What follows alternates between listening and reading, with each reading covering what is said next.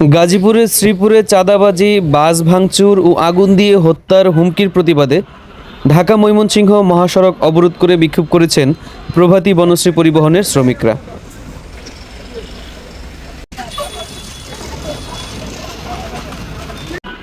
সোমবার সকাল ৮টা থেকে ৯:৩০ পর্যন্ত শ্রীপুরের জৈনাবাজার এলাকায় এই অবরোধ চলে।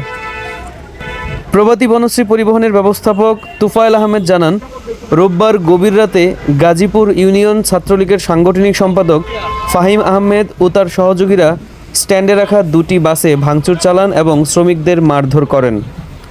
তারা প্রতিটি গাড়ি থেকে ৫০০ থেকে ১,০০০ টাকা চাঁদা দাবি করেন। চাঁদা না দিলে বাসে আগুন দিয়ে পুড়িয়ে হত্যার হুমকিও দেন।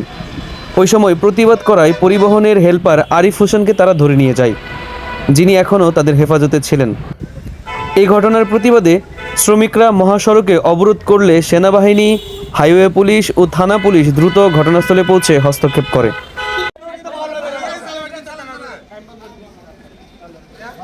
স্টামের সামনে দিয়ে যাইতেছি, 2টা বাজে দেখছি মোটরসাইকেলটা দাঁড়ানো। এখানে অনেক লোক জমা ছিল, আমার কিন্তু কিছু বলেন, আমি ওয়েট করছি। যখন স্কুলের সামনে গিয়ে বাসটা ঘুরাইছি, তখন আমার পিছন দিয়ে ঘুরায় দাঁড় করায়, সামনে দৌড় করায় গাড়িটা দাঁড় করাইছি। আমরা সালাম দিলাম, আমার একটা বকা দিচ্ছে খারাপ হবে, মায়ের তুলা গালি দিচ্ছে। সামনে দিয়ে গ্লাস বাড়িতে বলতে ডান পাশ দিয়ে, তখন দেখলাম আমার মিটিং গেলাস আর 8-10টা লোক মাঠে বসা ছিল, হাতের মধ্যে চাইনিজ টেনিস। ডান পাশে নিয়ে খরচ ঘুরা নিয়ে চলে আসছি, স্ট্যান্ডের সামনে আসছি। আমার ঘরের পিছনে আমি ওরা সাইড দিয়ে গেছি, স্ট্যান্ডের সামনে এসে লোক পাইছি, ওরা মাইকে করছি।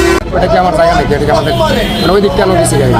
হেলপারকে উদ্ধারের আশ্বাস ও অভিযুক্তদের বিচারের প্রতিশ্রুতি দিলে শ্রমিকরা অবরোধ তুলে নেন। সকাল 9:30টার দিকে সড়কে যান চলাচল স্বাভাবিক হয়। অভিযুক্ত ফাহিম আহমেদের বক্তব্য জানতে একাধিকবার তার মোবাইলে যোগাযোগের চেষ্টা করা হলেও সেটি বন্ধ পাওয়া যায়। শ্রীপুর থানার ওসি মোহাম্মদ আব্দুল বারিক জানান, আইনশৃঙ্খলা বাহিনীর উপস্থিতিতে পরিস্থিতি নিয়ন্ত্রণে আসে এবং যান চলাচল স্বাভাবিক হয়।